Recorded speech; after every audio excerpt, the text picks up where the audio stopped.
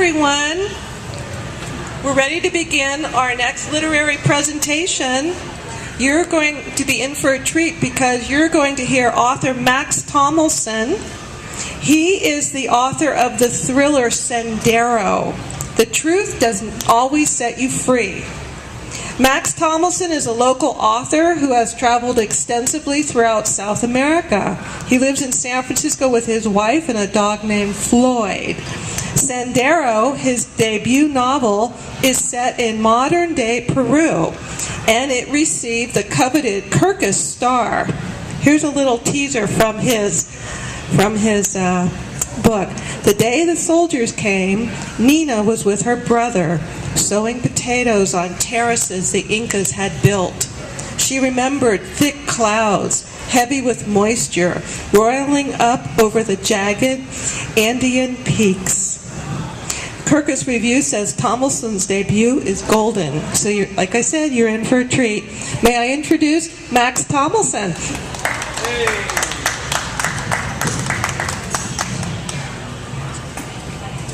Thank you, Barty.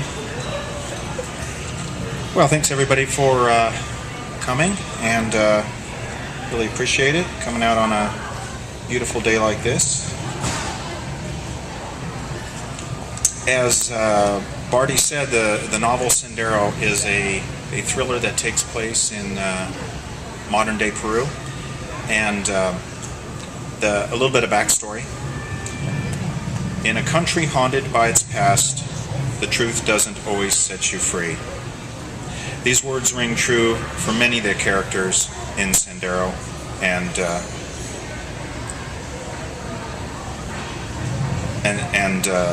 the following novel. Just a little bit of backstory so you can understand what I'm doing here. In 1987, the dirty war that will last 12 years and kill 30,000 Peruvians finally reaches up through the Andean cloud forest for Nina and her family. Nina's father is shot by soldiers and her brother lost to the shadowy ranks of the Shining Path guerrillas. And when Augustin Malqui, the village pastor, files a legal complaint against the military, it's no surprise when he disappears in the middle of the night, just another casualty of the military regime. 20-odd years later, Nina, now an officer in Cusco's tourist police, comes across a familiar name on the police printer that she scans daily for any trace of her long-lost brother. Augustin Malqui is alive. After spending years in a political prison, the broken pastor has been wandering the country, saving souls and drowning his demons in Pisco. Nina tracks him down, only to lose him yet again in a police sweep of political malcontents. But before Malqui disappears, he tells her a drunken tale she can scarcely believe, that her brother Miguel is still alive. Despite warnings and threats from her chief and the pleadings of her lover, an officer in Peru's anti-terrorist branch, Nina presses on to find Malqui.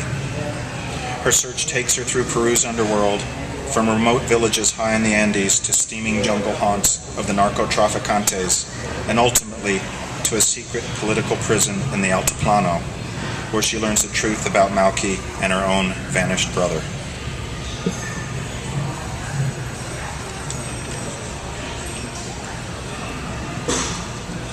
Chapter 1, 1987, Juanin, Peru. The day the soldiers came, Nina was with her brother, sowing potatoes on terraces the Incas had built. She remembered thick clouds, heavy with moisture, roiling up over the jagged Andean peaks. It was colder than usual, and her bare feet had grown numb in the furrows as she followed Miguel with the cloth full of cut potato eyes. She was 12. Papi says there's already ice on the river, Nina said in Quechua. En Español, chica. Miguel was bent over in front of her, breaking open the ground with a wooden hoe. Nina sensed his frustration, for there were places a 16-year-old would rather be. 2 kilometers below, the Rio Apurimac thundered off the canyon walls. Speaking to the Apu, Mama would say, the spirit of the mountain. Where is Mama? Miguel said, hacking away. She was gone this morning before I got up. She went to make an offering, Nina said in careful Spanish. She had felt the cramps in her belly for the first time yesterday, and Mama said it meant she was now a woman. Lying on her mat in the little adobe early in this morning, Nina had listened to Mama's feet padding back and forth across the hard-packed dirt floor, knowing she was about to hike up to the summit with an offering, to thank the Apu for her daughter, and to ask it to protect her from the soldiers who were already eyeing her when they patrolled the village, looking for Tarucos of the Shining Path. Offering! Nina saw Miguel's back tighten beneath the faded red and white Peru soccer jersey as he slashed dirt out of the furrow. So that's why we have less seed. Throwing down the hoe, he turned around. He had their father's face, lighter skinned than Nina, who looked more like their Indian mother, and she could see the flush of anger. He pushed his long hair back with his earth-covered fingers. Isn't it enough that half our crops fail, or that the soldiers take what's left? No, she has to squander what little we have on sacrifices, to a mountain. But she does it for us, Nina said. Miguel's face relaxed, and he became a younger version of Papi again. A man people felt good just being around. It came to Nina that people were like the sky, cloudy one moment, sunny the next. You know, Nina, he said, grinning, in Cusco they have much better ways of wasting money. Cafes, discos, girls. You're not leaving yet, are you? The cloth of potato eyes jiggled a little in her hands. With all the fighting between the Tarucos and the soldiers, more and more people were fleeing the mountains for the pueblos jóvenes, the shanty towns that grew up like weeds around the cities. And leave little llama eyes for the wolves, he said. Llamas had the most beautiful eyes of any animal, large, brown, glistening. Pulling his hair back into a tail, Miguel tied it with a piece of string and picked up his hoe. Is that what's bothering you? He stood up and slung the battered tool over his shoulder as one might a rifle. Don't worry. Papi and I will make sure the soldiers and the senderistas are long gone before I go make my fortune. Well, what's wrong with living here? Nina said. Nothing if you don't like electricity or hot water. Oh, and maybe a little excitement. I see, she said, folding up her cloth of sweet potatoes, holding it in one hand on her hip. So you want to be a big shot like Uncle Oscar, selling coca to Colombian thugs. Miguel shook his head. No, Nina Sisa, I'll make my fortune the legal way. I won't spend my life running from the police and militaires and dealing with those narco pigs. Well, how long will you stay, Miguel? It was a question she found herself asking more and more. Until you have a husband, and that might be a very long time indeed. He gave her a playful frown. I mean, who would want you? Stop. Miguel laughed, and they went back to planting. And for a while it didn't seem as cold, and all Nina could hear was the river's deep voice rumbling thousands of meters below.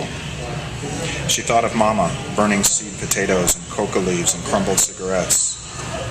To keep Papi healthy, to keep Miguel here, to keep Nina's virtue safe when the soldiers came, to keep them all from harm.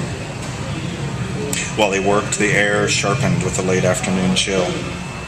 Then, like ice snapping underfoot, a rifle shot cracked in the distance and echoed through the canyon, high and lonely. The shot sent a chill down Nina's back as it reverberated off the canyon walls. Soldiers. Juanin wasn't a Shining Path village yet, not anyway. If it were, the villagers would have been killed and the whole place burned to the ground. But things were getting worse. Last week, Tarucos attacked a patrol by the hanging bridge, killing 2 soldiers. The week before, they beheaded the doctor in Pampahuya for adultery and blew up the post office in Chicarec with explosives strapped to the back of a burro. But for all the soldiers that came, there seemed to be more and more who agreed to the quota, the Shining Path's pledge to give one's life in sacrifice to Abimael Guzman and the People's Army. Miguel called them the Mad Maoists, but only amongst family, and quietly even then. A woman's shriek pierced the air, far off but familiar. Mama, Nina whispered hoarsely. She thought of Mama's tense features illuminated over a fire in the pre-dawn, mumbling prayers up on the mountain. Had her prayers not been answered? In front of her, Miguel froze. Nina saw her brother turn slowly, ashen-faced, almost if he himself had been shot. They stared at each other in silence. Then they heard another cry, deep-throated and hoarse. William, Poppy's friend. He was shouting at the soldiers. Animals, he was calling them for shooting his friend.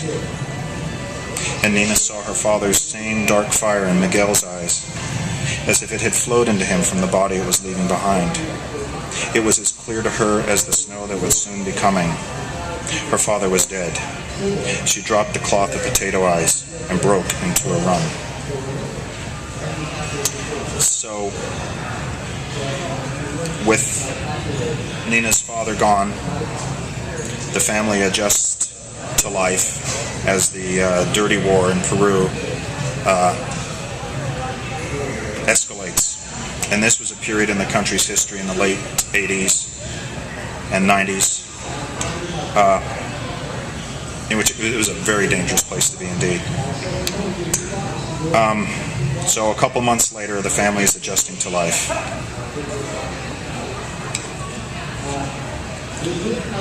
Nina, wake up. Miguel was shaking her awake in the middle of the night. It was 2 months after the soldiers had killed Poppy. Miguel was squatting on the floor of the hut. In the moonlight, she could see his camouflage fatigue pants and tattered Inca Kola t-shirt. He had discarded his beloved Peru football jersey shortly after Poppy's death, about the time he started meeting with a man the village didn't talk about, high up on the terraces. The man gave Miguel a little red book that took the smile from his youthful face and made him say things like, "Soccer is a capitalist diversion, Nina, and we must cut the head off the snake." Mama was asleep in the other room, in the trance that had taken her since the soldiers had killed Poppy. An alpaca skin and entrails were drying on a wooden rack by the dead fire. Cooking pots and firewood were stacked neatly by the wall. "Miguel," Nina whispered back, "what is it?" But she already knew. Outside the hut, in the shadows, Shining Path cadres waited silently for her brother. Nina had been waiting for this day ever since the Sinchis had stripped Miguel naked and beaten him in front of her and Mama a few days after they took Malky away. They wanted a confession that Poppy had been a terrorist, but Miguel had not uttered a word. If Nina had once feared that Miguel would run off to Cusco to chase money and girls, the new Miguel only made her wish he had. She looked at the stranger squatting beside her bed in the moonlight. A faint glow seemed to emanate from his eyes. "The Senderistas have come for you, Miguel," she said. "Yes, Nina Sisa. It's my turn now." "Did you take the oath?" "Yes." So her brother was no longer a brother, but a Senderista, a member of the Shining Path. One who had agreed to his own death once he'd killed his quota of soldiers and capitalists. Death could come by suicide attack, in battle. It didn't matter. Once in a while a Senderista would live, but it was very rare. She started to cry. "Nina," he whispered gruffly, in a voice that seemed to struggle with the old, playful Miguel. "William will look after you and Mama until Uncle Oscar sends for the two of you. But in truth, you know it is you who must look after Mama. It has always been that way, really. But Miguel, what about you? I do not walk this path alone." Nina gulped back salty tears. "Tell Mama I ran away to Cusco," he said. "If the soldiers question you, tell them the same. For your safety and Mama's. Claro? Mama knows you would never run away and leave us." And in her heart, Nina wanted to believe it. "Yes, she will. She trusts you more than anyone. When Uncle Oscar sends for you and Mama, you must leave Juanin. You must convince Mama to leave, Nina. This village will not be safe. There's going to be a great reckoning." One of the men outside the hut leaned in. "Comrade Samson," he said quietly, "it is time to leave this life behind now." They had already assigned him his new name. "Miguel," Nina said, "does it do any good for me to plead?" "Shh, Lama eyes." Miguel put his rough fingers over her lips. "It's already done." After that, Mama and Nina moved, not to Lima, as Uncle Oscar urged, but higher into the Andes, away from the red zone, to the village of Huiche, back to the Puna, where Mama came from. Lima was a sewer, Mama said. She would not go live at Uncle Oscar's. Nina had just turned 13. Shining Path guerrillas were killing more soldiers, and she wondered how many Miguel had killed. Whenever she learned of a soldier being killed, inside she was secretly pleased. She knew that was wrong because the guerrillas did many wicked things as well. But she couldn't help wondering if Miguel had found the soldier who shot Papi and made him take the walk of death. Nina had seen the bodies floating down the river. One day she saw a soldier, and she thought, did my brother kill him? Miguel had protected her the day the soldiers came, hiding her in the pastor's hut. How bitter Nina felt at times, kept from her father's body when he'd been shot, then having to endure what happened. Eventually it became an overall feeling of what was happening to her people. But when all was said and done, she was still alive, and she had Miguel to thank for that. Before they left Juanin, the soldiers came and a sergeant questioned Nina. Had the Tarucos been here? No. Was she sure? Yes. Where was her papa? Shot. Where was he buried? She didn't know, she said. The soldiers wouldn't let them have his body. He was probably in the country somewhere, wherever the soldiers took them. The sergeant nodded and said she was very bold. Where was her brother? He ran away to Cusco, she said. Your brother's a coward, the sergeant said, and touched Nina's hair. I'm 13, she said, and moved away. And if my brother were here now, you wouldn't do that. He nodded and asked Nina to comb her hair for him. She said no. He asked again, saying he would not hurt her, only wanted to watch her brush her hair. So she brushed her long black hair while he watched, and she thought, Miguel will kill you too.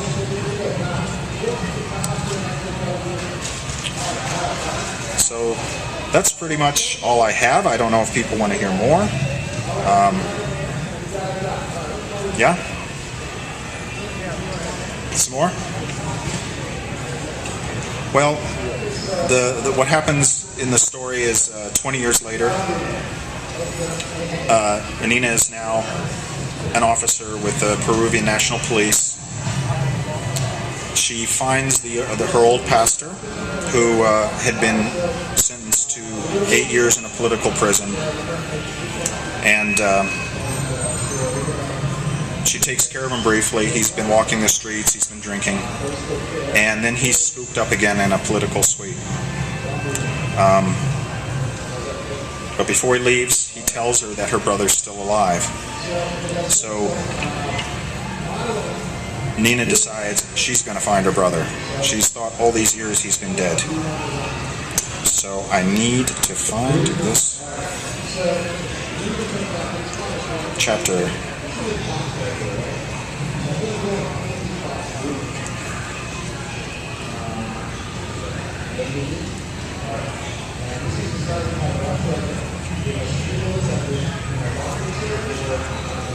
Just a second.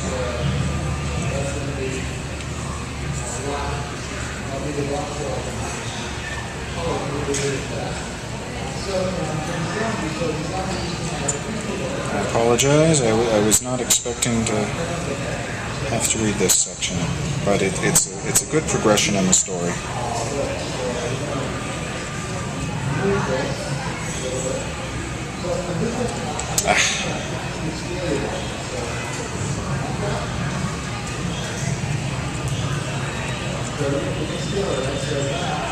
I also don't want to give too much of the story away. Okay. As Nina goes searching for her brother, she goes to Ayacucho, which I believe you mentioned, because Ayacucho was the center of the beginning of the Shining Path. So she's ridden in the back of a truck up to Ayacucho, and she's just gotten off. Nina knew her way around Ayacucho well enough. She had gone to the National University of San Cristobal de Huamanga in the early 90s to study history. A decade earlier, Abimael Guzman, former leader of the Shining Path, had taught philosophy there. She slung her backpack on and and headed towards the center of town as the truck crunched into gear and rumbled back onto Highway 3. From the back, the little boy who had bombarded Nina with questions for 10 straight hours waved goodbye. His father, along with 2 other campesinos, passed a bottle back and forth. The rest of the passengers slept or bore the look of stoic travelers facing another kidney-jarring stretch of dirt road. Nina waved back as the truck disappeared in a cloud of dust. It felt good to move after the long, slow haul from Cusco. Walking into town, past the little electronics factories on the outskirts, she noticed the fresh blue graffiti on the wall of a police station, not yet painted over. Viva la Revolución Mundial. Luchar hasta el final. Long live the world revolution, fight until the finish. And farther up the same street, on the wall of a garage, was a freshly plastered poster of brave men and women with a red flag trampling over a skeleton wearing a top hat with stars and stripes on it. In the background beamed the faces of Marx, Lenin, Mao, and Abimael Guzman. Ayacucho had been the center of the popular war, as it had been called in the 1980s. Here, high in the Andes, remote from the rest of the country and backed by a willing throng of students and peasants, the Shining Path had recruited openly and broadcast its message of a new world order.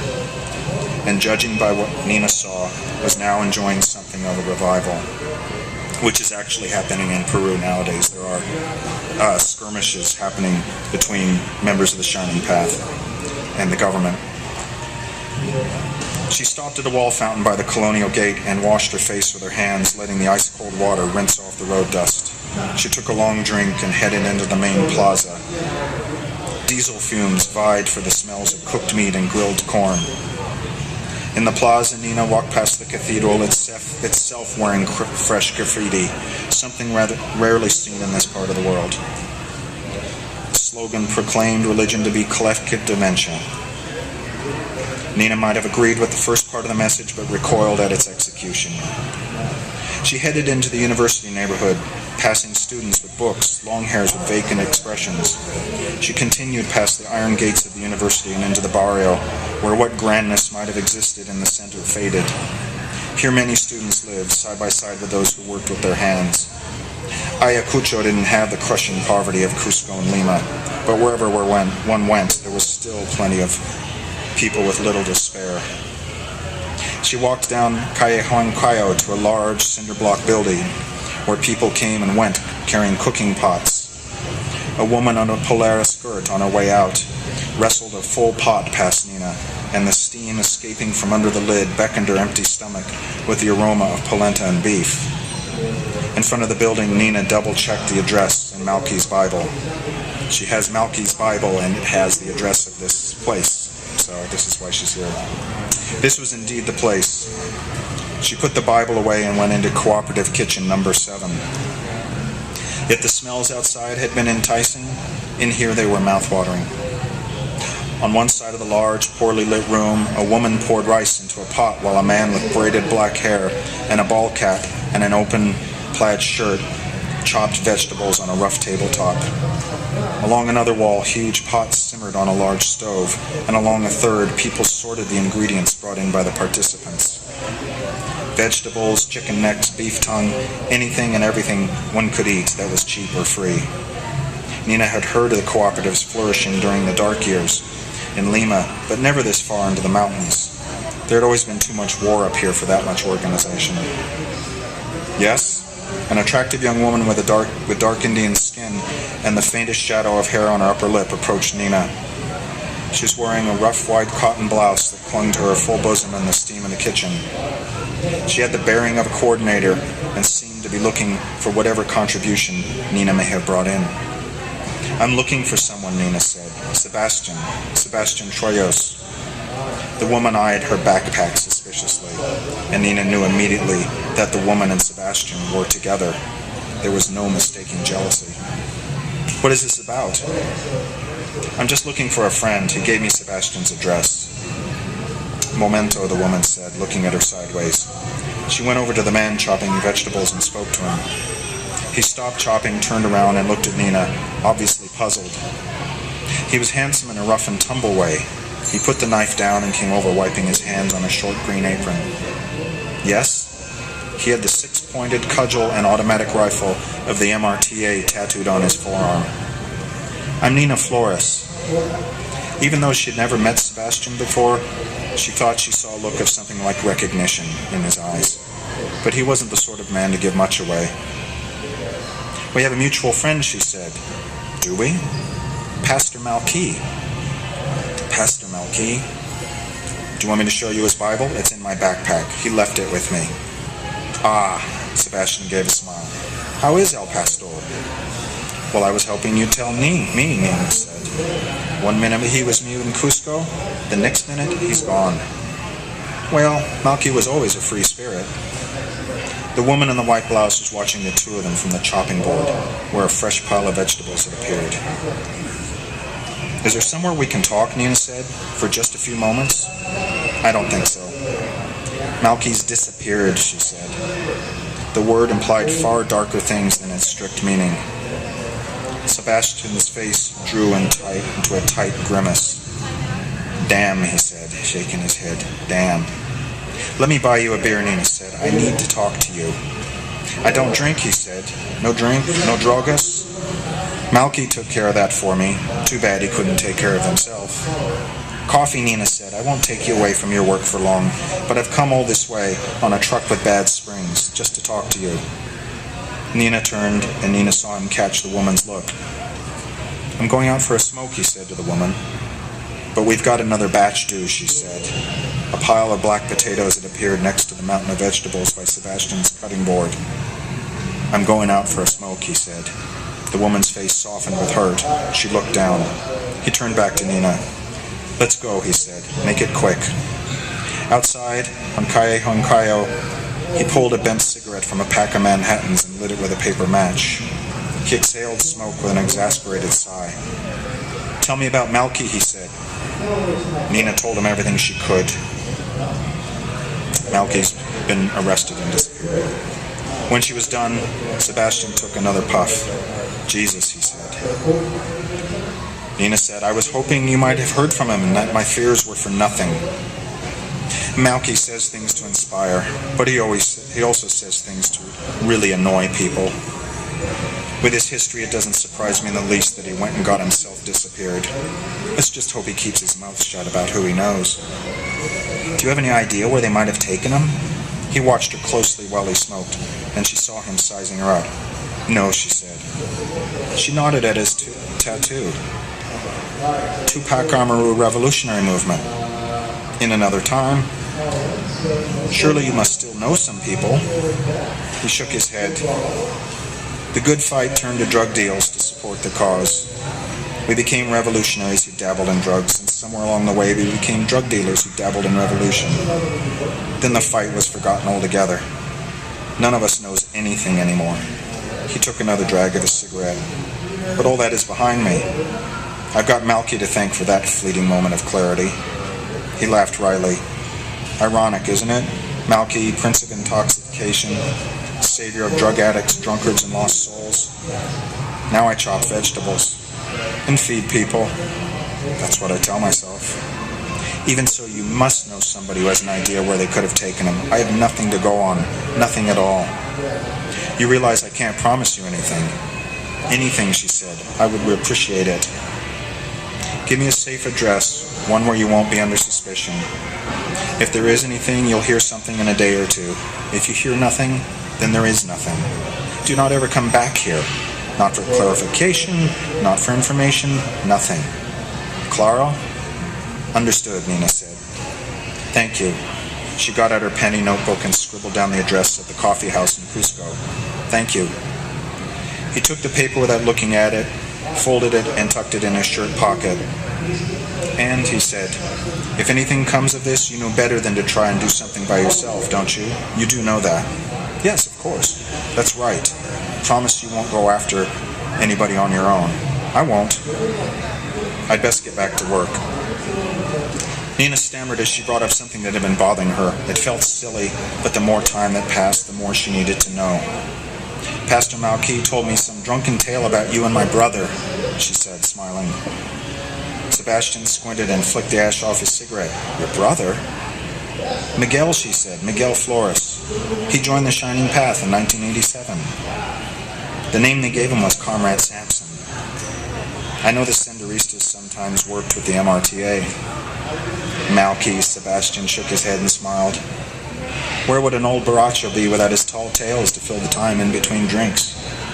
That's what I thought, Nina said. But when I introduced myself to you back there, you seemed to know who I was. Malky said you and Miguel did drug deals together, and that Malky told you about me. She felt sheepish now, saying it. And that you knew about me. Did Miguel ever do that? I'm so sorry. Sebastian looked at her and blinked. I was doing a lot of drugs. I was sick. I could have said anything to anyone. Is my brother still alive? She croaked. She felt him watching her. Then he shook his head sadly. It's a common name, he said, but I've never met a Miguel Flores or a Comrade Sampson. I wish I had. Your brother did a brave thing, whoever he was. Oh, Nina said softly. Well, it was silly. Her voice choked up again. It was just Malky in his cups again. Poor Malky. Yes, Sebastian said. Poor Malky. He tossed his cigarette out into the street. Good luck. Sebastian watched Nina walk with the pack on her back towards the Plaza de Armas. It was a heavy load, and he realized from the way that she walked that she'd carried many heavy loads. She was obviously as strong as Miguel said she was, in many ways. I'll stop there. I want to thank everybody for listening, and if you're interested, I have copies of the book, or if you want to talk about this or the next book coming up, I'm more than happy to do that. And thanks again. Yeah. Sorry? Yeah. What are they? Okay. So the Tupac, there were a lot of revolutionary movements in Peru during the 80s and 90s. So the Tupac Amaru revolutionary movement was named after the original Indian rebel Tupac Amaru in the 1600s, who was beheaded by the Spaniards. And they beheaded him and moved his head because the Indians felt he would come back to life and save them. So the Tupac Amaru revolutionary movement was named after him. And they were not as kind of infamous as the Shining Path, but they were along the same lines. And something interesting, I think in the 90s, the rapper Tupac Amaru named himself after the very same person. So he's kind of a mythological, rebellious creature. And they aren't around anymore. What's that? No, he was American. He was American. He's dead now, but he just liked the name and the imagery and all the gangster stuff it stood for. So, yeah. I wasn't here for your introduction, so maybe you said this, but what is your fascination with Peru? Did you live there? Are you of Peruvian descent, or? No, I'm kind of fascinated with South America. I've been to South America quite a few times. I find this whole period in South America's history, the 70s, 80s, 90s, where the governments did whatever they could, frequently with the United States assistance, to crush these uprisings. Just fascinating, because they're countries much like us. And I think that nowadays what you're seeing in many of these countries, in Peru and Chile and Argentina, is kind of a healing as these generations have passed, and now there's more lenient, progressive governments in place.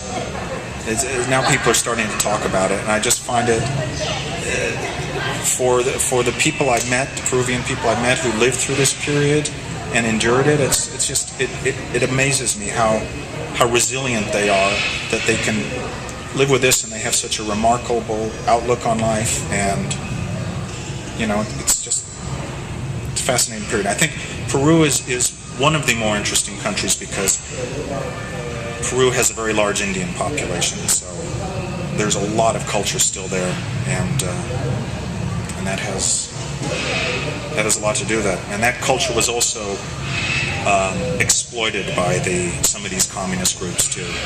They took advantage of it, and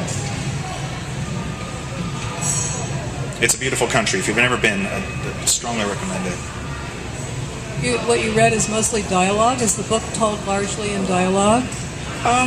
There's a lot of dialogue. There's a lot of descriptive passages. I was skipping over them to make it move a little quicker. But I'm a big believer that you need a balance between dialogue and narrative to move a story forward.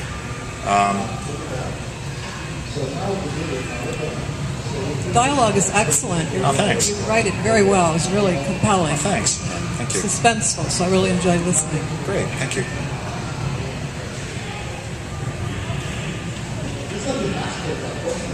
Anyone else? Well, thanks very much.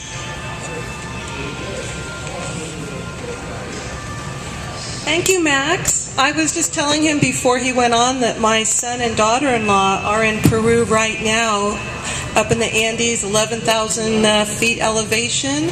She is a forensic anthropologist, and she is looking for mass graves perpetrated by the Shining Path. She's trying to provide closure to the families who have lost loved ones. So this is very timely, Matt. Thank you very much for that. That's an interesting, exciting book, and I hope everyone gets a chance to read it. Everybody give Mac a hand. In a few minutes, we're going to have our next reader, Elise Frances Miller, and her story is all about love and revolution in 1968 in both Berkeley and Paris. So stay tuned for that. She'll be up in a few minutes. Thank you. No, he's actually a man. Sorry, I may have mispronounced it. It's Abbey Mail. Yeah, he has a bunch of nicknames. They call him President Gonzalo. He's a kind of a mythical character. He's been in prison for about 20 years now. And there's a fascinating movie called The Dancer Upstairs. You've ever seen it? Directed by